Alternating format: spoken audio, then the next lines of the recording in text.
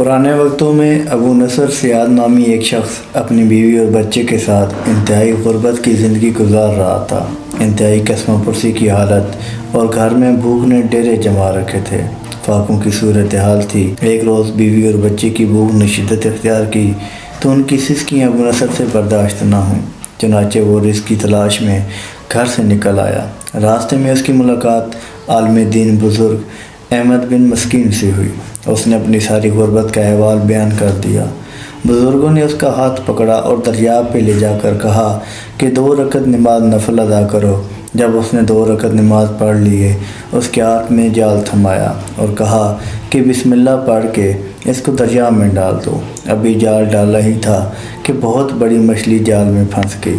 جب مچھلی کو باہر نکالا تو بزرگوں نے کہا کہ ایسا کرو کہ اس مچھلی کو بازار لے جاؤ اور فروخت کرنے کے بعد جو بھی معاوضہ ملے اس قیمت کا کچھ کھانے کا خرید لو اور جا کر اپنی بیوی اور بچے کا پیٹ بھرو۔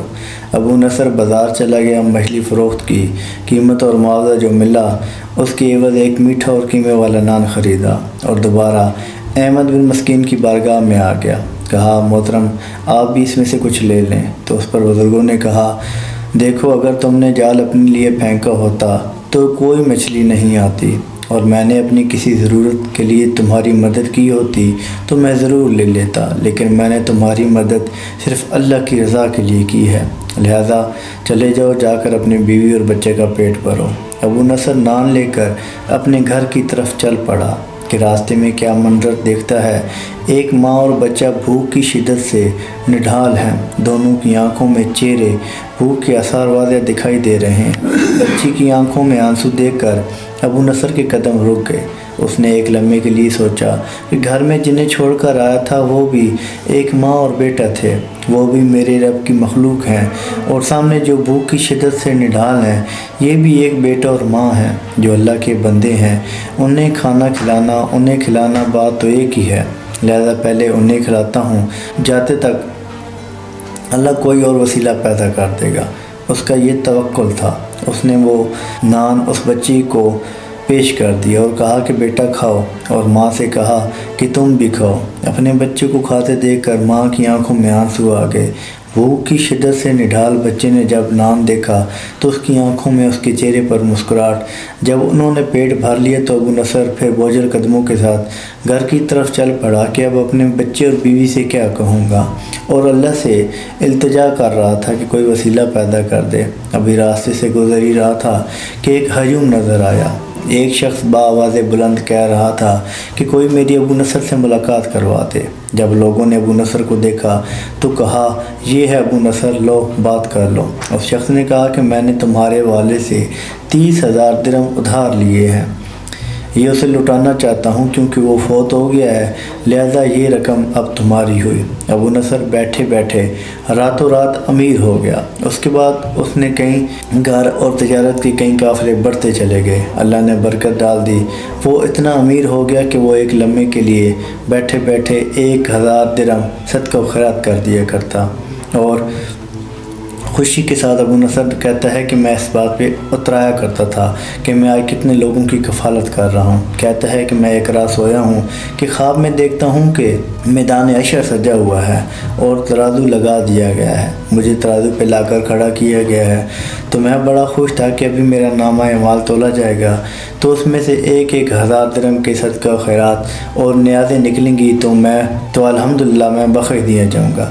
لیکن جب پلڑے میں نیکیاں رکھیں گی، صدقہ و خیرات رکھے گئے، دوسرے پلڑے میں گناہ رکھے گئے تو گناہوں کا پلڑا بھاری ہو گیا اور نیکیوں کا پلڑا اوپر آ گیا۔ میں بہت پریشان ہوا۔ میں نے پوچھا کہ وہ صدقات، وہ میری نیازیں جو میں نے لوگوں میں تقسیم کی تھیں وہ کدھر گئیں؟ ترازو تولنے والوں نے مجھے بتایا کہ اس میں تمہاری نفس کی خواہش شامل تھی، اس میں تمہاری ریاکاری شامل تھی، احساس برتری شامل تھی، لہذا وہ سب ہلکے ہو گئے۔ کہتا ہے کہ میری آنکھوں میں آنسو تھے کہ منادی کرنے والے نے اعلان کیا ابو نصر کی کوئی اور نیکی تو نہیں رہ گئی؟ تو بتانے والوں نے بتایا کہ ہاں اس کے 2 نان ہیں، لہذا ان کو تولا جائے۔ کہتے ہیں کہ جب ان نانوں کو نیکیوں والے پلڑے میں رکھا گیا تو پلڑا تھوڑا اوپر آ گیا، لیکن ابھی بھی میری بخشش کے آثار نظر نہیں آ رہے تھے۔ پھر منادی کرنے والوں نے کہا کہ کوئی اور تو بتانے والے نے بتایا کہ ہاں، ایک ماں کے آنسو ہیں جس نیکیوں کے پلڑے میں تولا جا سکتا ہے۔ جب اس ماں کے آنسو رکھے گئے تو بالکل گناہوں کے برابر پلڑا آ گیا۔ پھر کوئی امید جاگی کہ شاید میں بخش دیا جاؤں گا۔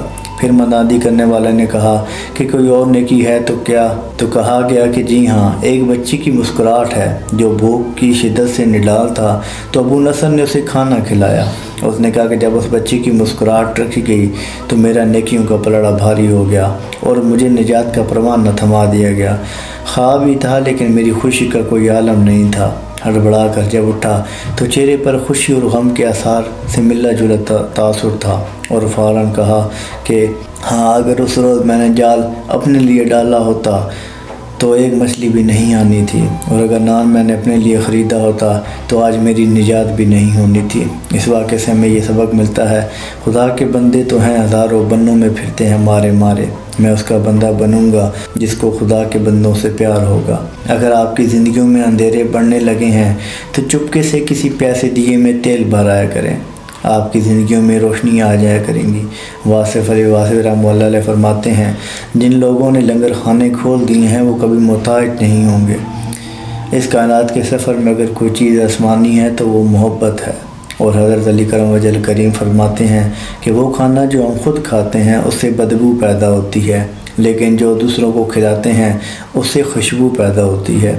کل روز قیامت ہم ایک ایک نیکی کو ترسیں گے، لیکن اس دنیا میں رہتے ہوئے ہم نے جو دوسروں کے لیے آسانیاں تقسیم کی ہوں گی، ان کے چہروں پہ جو خوشیاں لے کر آئے ہوں گے، ان کو ہماری طرف سے کوئی بھلائی حاصل ہوگی، وہی ہماری نجات کا ذریعہ ہوگا۔